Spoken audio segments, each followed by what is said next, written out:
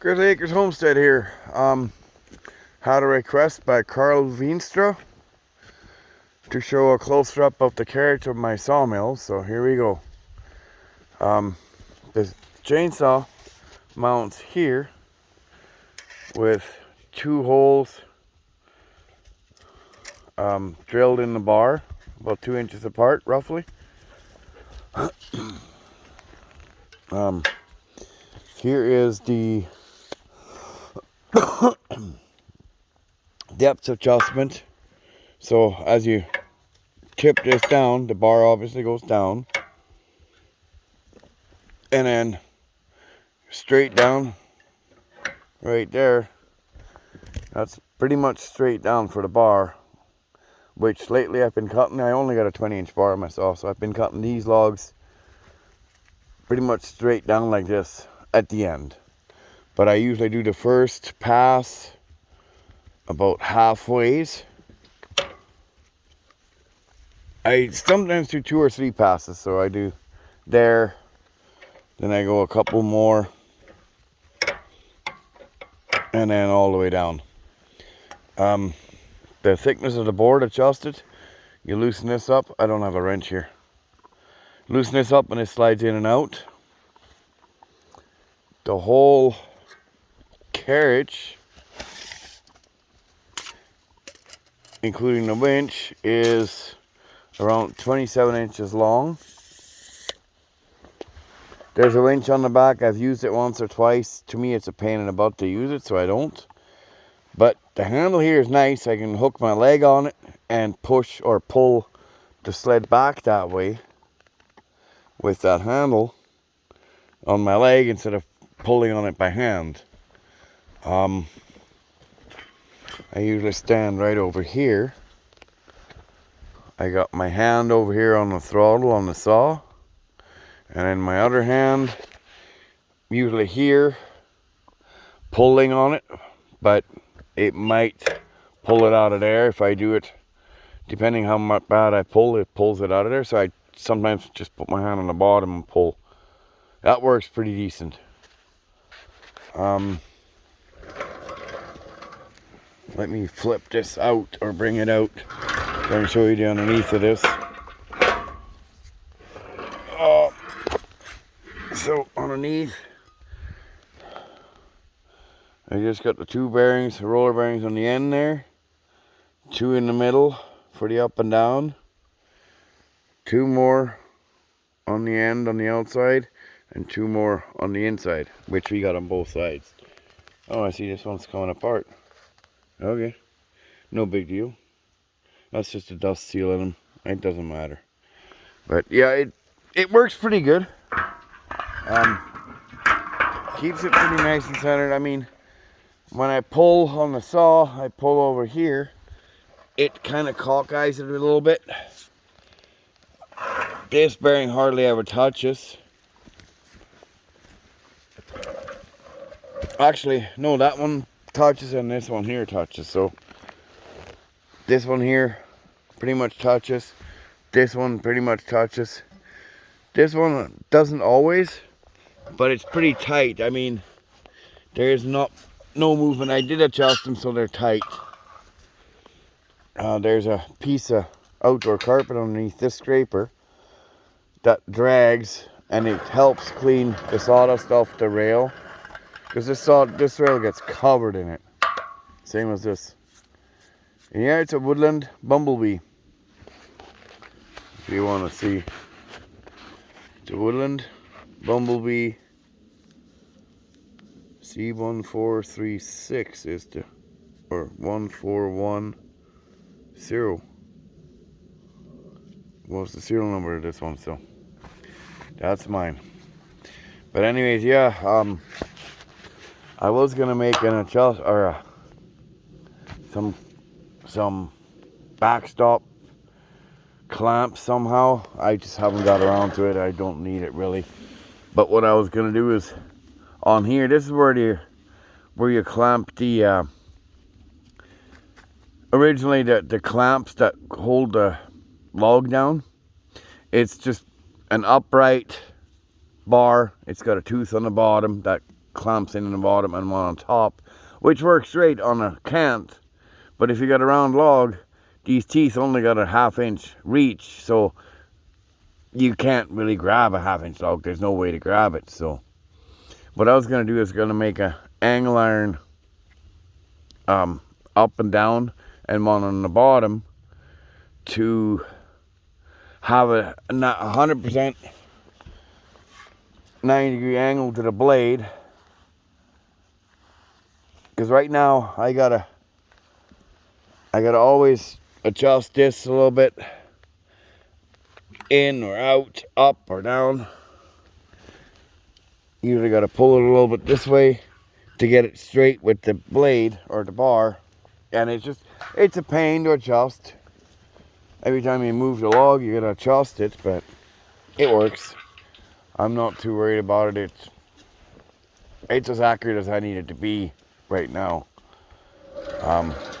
Yeah, so that's the Bumblebee by Woodlands, manufactured back in, I believe, the 70s into the early 80s, and then they quit it. They started, I guess that's probably when they started building bandsaw mills.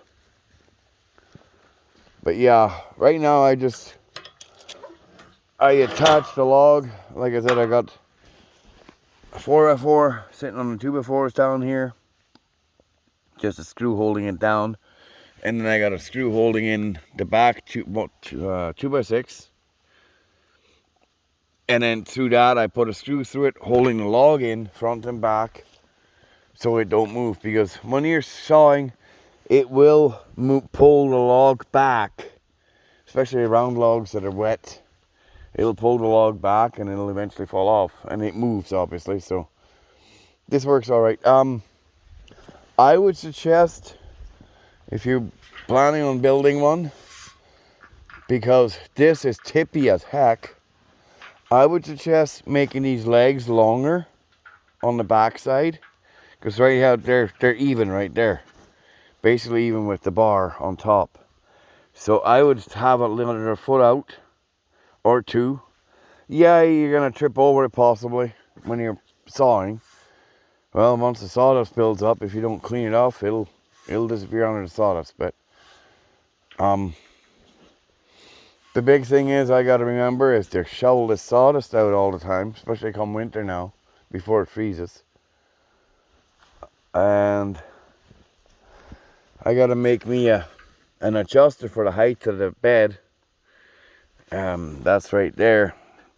I just put a ratchet on it right now, and long extension, so I got the ratchet up here, and I just turn it to lift or lower the legs.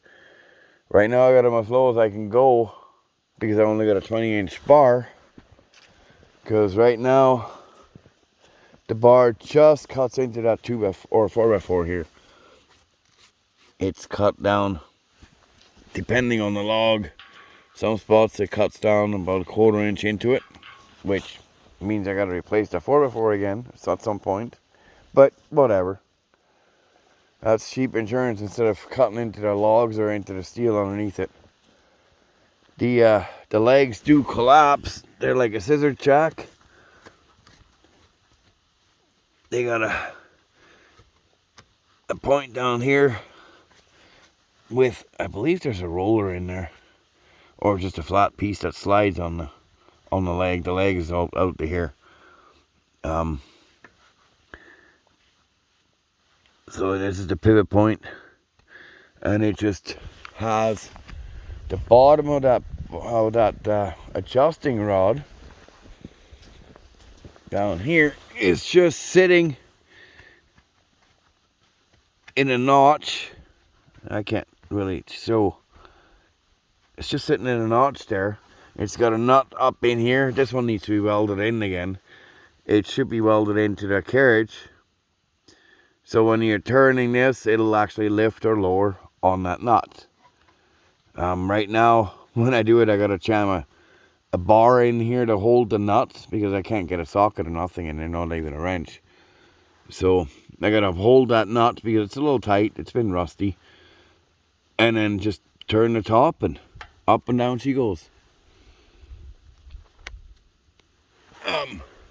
yeah, like I said originally, these things were for the hold down clamp. This one actually moves. The other one doesn't because the leg has been frozen and expanded. It does move if I loosen it up, and it's all rusty again. But yeah, if you can see, this leg has frozen and expanded with ice. So it don't move up and down. It only moves down to about here. Which if I want to make that angle iron bracket to hold it, the logs, I'm going to have to bang that sucker back in. Just so this leg will lower down. But again, I'm not worried about it. So anyways, that's a quick update on the sawmill. Puppies are doing good. I got rid of Lady. She's at a neighbor's. And this boy, the brown one, he's staying. Buddy is staying. Yeah, Buddy. And Tramp, hopefully we'll find him a home in the next day or two. I do have some feelers out for him. He's well behaved, but I just can't afford to feed 4 dogs. 3 is going to be pushing it enough as it is. Right? Guys. Yeah, he does listen quite well. Not as well as Buddy. Buddy definitely listens. Mr. Two-Eye. He's got a greenish brown and a dark brown eye. So he's 2 different eyes, really. And there's Mama, of course. And we got Luna, because she's a runner these days. Well, she likes wandering off, chasing stuff, and not coming when you call her. So she's tied up. Luna is tied up, huh? Good girl, Luna. Good girl. Yeah, good girl. Good girl. Yeah, that's Luna. My little foxy lady. My foxy little lady, huh? Yeah? You foxy little lady? Foxy ringtail lady, huh? Yeah, good girl. So yeah, that's that. Yeah, quad needs work. Still, they gotta do tie rods. They're on the way. I did the one wheel bearing. It's as good as it's gonna get. Brakes are all sticky, and this thing needs work. I need another quad, a newer quad, but it'll do for now, I guess. Yeah. My wood shed, I got a little bit of wood in it, and a bunch of stuff otherwise. My wood stove, a water pump back there. The wood, I'm eating the wood faster than I'm putting it in here, but I got a bunch of wood under the tarp out there. I'm not too worried about it. For birch and spruce, I mean, I can cut any spruce up. I got a bunch of what I was going to make saw logs out of, but they're too small, really. I'm just going to cut a couple of slabs off of them. So still got to close in the back side of the cabin underneath. So I'm going to cut some slabs off of those. Maybe get a 1x6 or a 1x4 or 2 out of them. And whatever I don't use for slabs or lumber, it'll just go firewood. Like some of this stuff over here. I mean, these slabs here are too weird. Too thin on one end, too thick on the other. A couple of them are broken. So they're going to be firewood. I don't like burning slabs for firewood. It's good for starting a fire, but... And then I got a couple of small 10-footers here. I think 10 or 12. 10, I think. I still got a couple of cans that are 10 foot. They're not huge, but they'll work. The small ones, they're too small. All day. It's what I got, so. I see the back one there on the bottom is a rotten log, so I'll probably end up throwing that in on the trail I got going across the swamp, the upper swamp here, behind the sawdust pile. But he'll probably stay there till spring. I don't have time to move that shit right now. Excuse my French. Yeah, I mean, I do have, you see the dead spruce standing there. I got a bunch there. a ton of them behind. I mean, those are yellow spruce, I think. They're too big to be black spruce. Which it'd be nice if I had more black spruce, because that is good firewood. But, I mean, I have some more up in this upper swamp. Got some black, some yellow. There's not a lot of black left. This big one here is a black. That's the biggest black spruce yet, I think, on this property. And then, like I said, there's over on the other side, there's some black going into there. And then once you get up on the hillside over there where possibly my main cabin's going to be eventually, there's a bunch of black spruce there, yellow spruce. But yeah, it's just so much to do, so little time, and no energy. I spent too much time in this summer at the mine for nothing, so I'm worn out, I'm tired. I don't get much energy to do anything, so. But anyways, short update for this week. Like I said, I haven't done a lot, so right now I'm just doing firewood when the sun's out, or once in a while do some firewood. I'm gonna try and do some digging down in the lower swamp to maybe rebuild that trail a bit, and that's about it. Days are short, getting shorter by about 15 minutes every day. And, well, winter's coming, so there ain't a lot I can do right now, but it's still a lot more than I want to do. So, and of course these two, the blue one don't really like to run for some reason. I don't know why. It's a Ski-Doo Summit 600, I think. And then there's the Alpine. It needs revamped with the steering. I might take the front suspension out of that Ski-Doo and put it in that Alpine, maybe over the winter or next summer, if I'm here. I mean, that was my plan this summer, but I just wasn't here, so. And then hopefully find a different snow machine for this winter, because there's going to be more snow this year than there was last. And that means the quad ain't going to make it up and down the trail. It's 9 degrees Celsius right now. It's about 48 Fahrenheit. Still on the plus side, so that's good. And yeah, that's all the dog food I got left for now. I did put some shelves in the kitchen. I got a bunch of canned food I was given from